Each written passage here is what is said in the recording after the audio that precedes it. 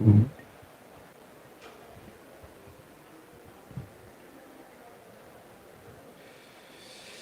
Okay, so let's start, I guess. So yeah, good afternoon, everyone, and thank you so much for being here today.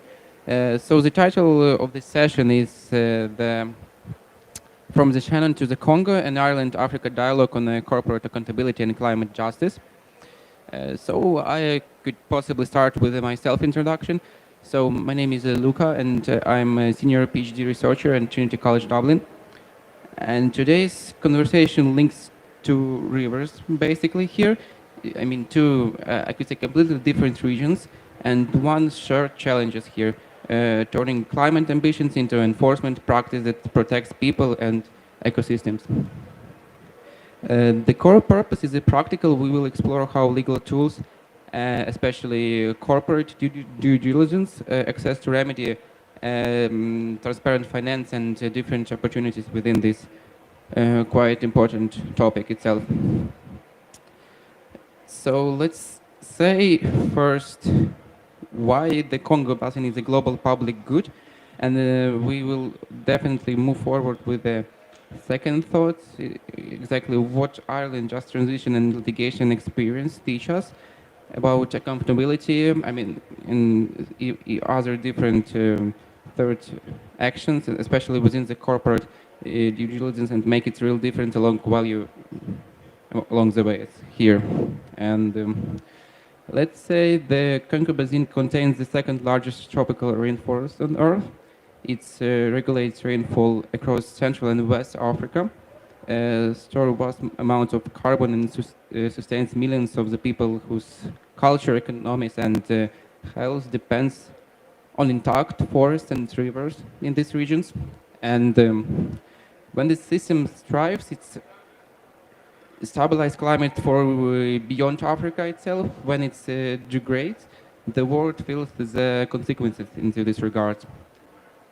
So pressures, I mean, it's a quite complicated itself topic, and it's contained in itself different aspects like mining, hydrocarbon development, and agro commodities, and different transport coordination here, and the cumulative effects of climate change itself.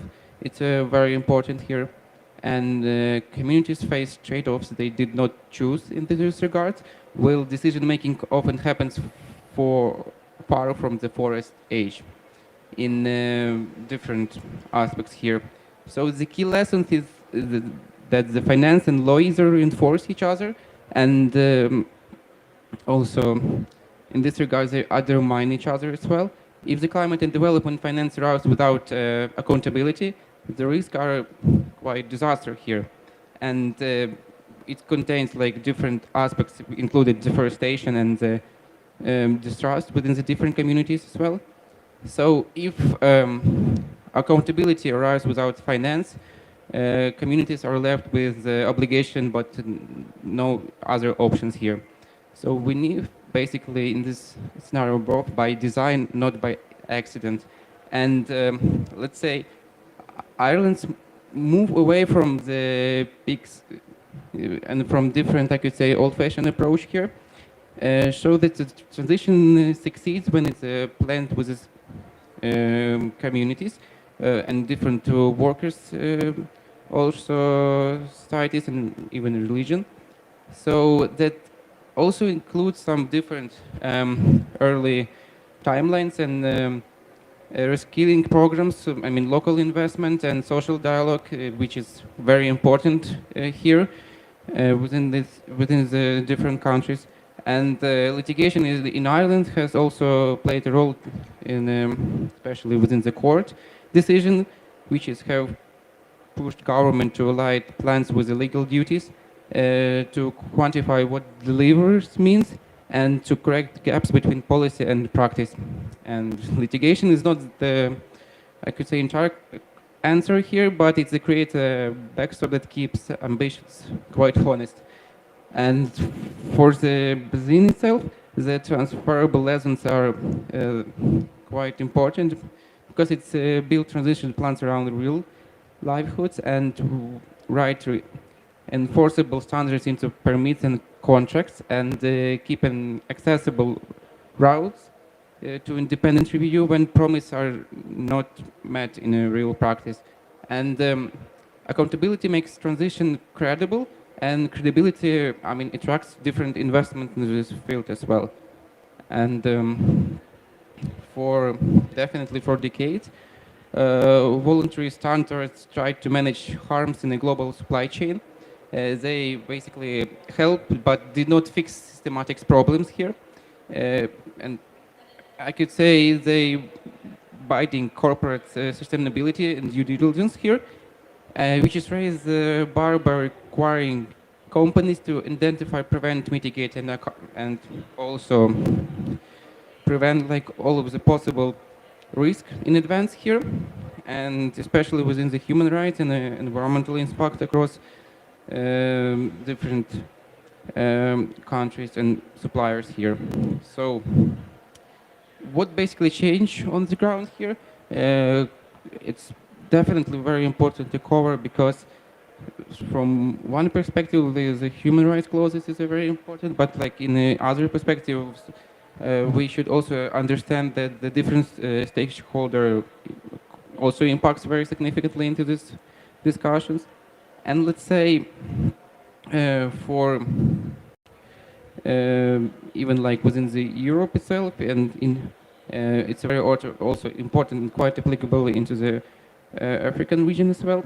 So I could say so the supply chains and different, I could say, compliance here to also determine the I mean different project financing in this regard, and also it will help just to cooperate much more effectively and just to moving forward with different initiatives here.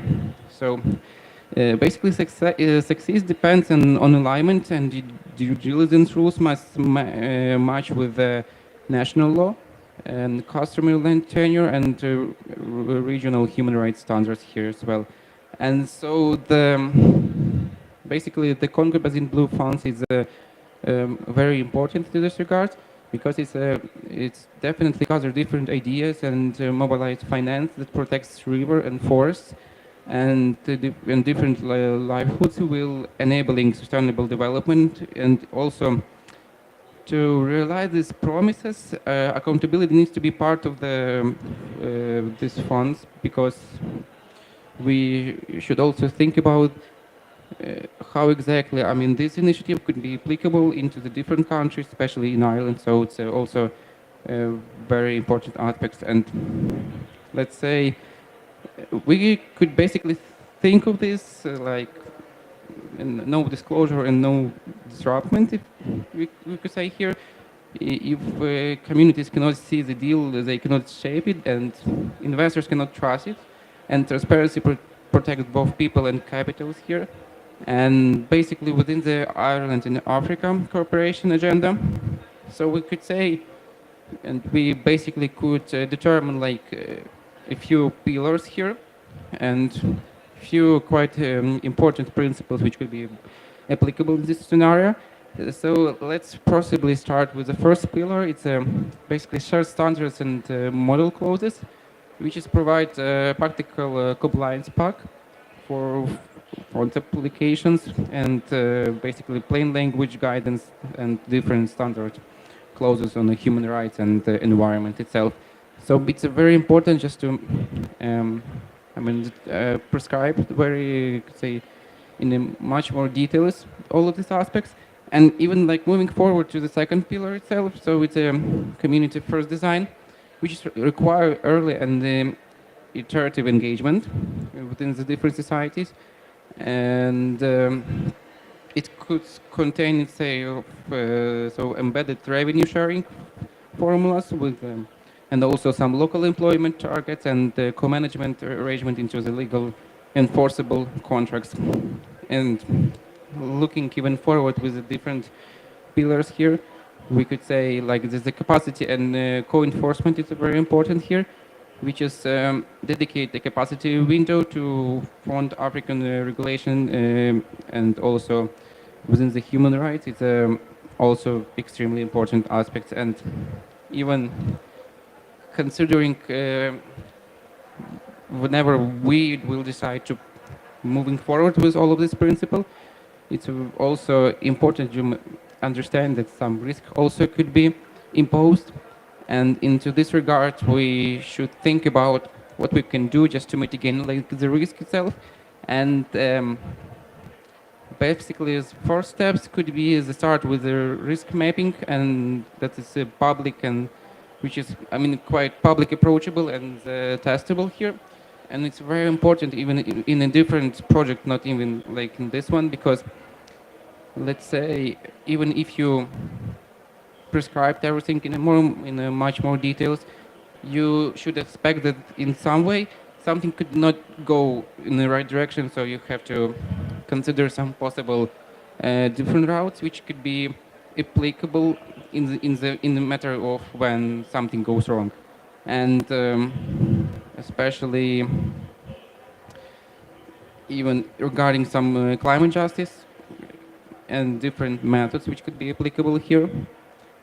So justice also concerns some different time horizons here, and the forest protection and livelihood transition are definitely long-term matters, but also we should take into account some short-term initiatives, which is basically applicable and could be realized in a maybe shorter term, but also, I mean, we have to, I could say, determine like the middle ground here, just to making sure that we could mitigate the risk as much as possible here. And so let's say even like comparing Ireland itself, so also considering like this project, it's a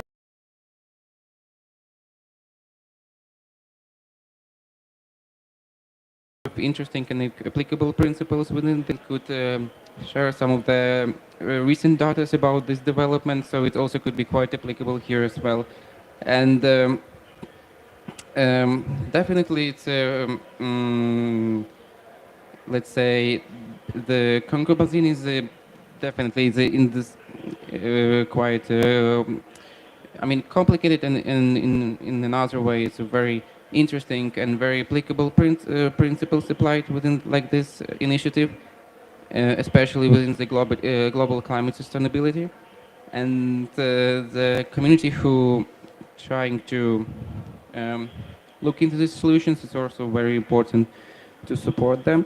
And basically, we should also consider that like finance without accountability is also quite risky here, and it's why we basically need just to do our best here, just to mitigate the risk and just to move forward with this initiative as well. And I could say even like ending like this session with a quite interesting closing remarks here.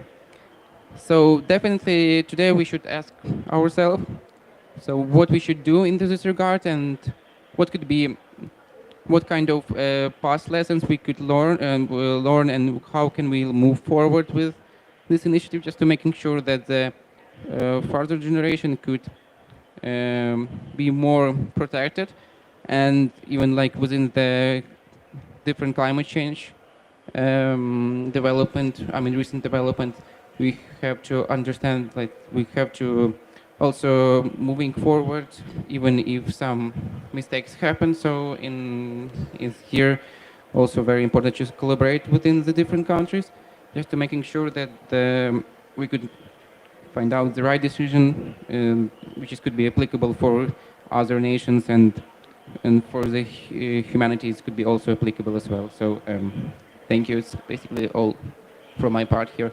Uh, and so yeah, if you do have any questions, so I will be very happy to answer them. Thank you.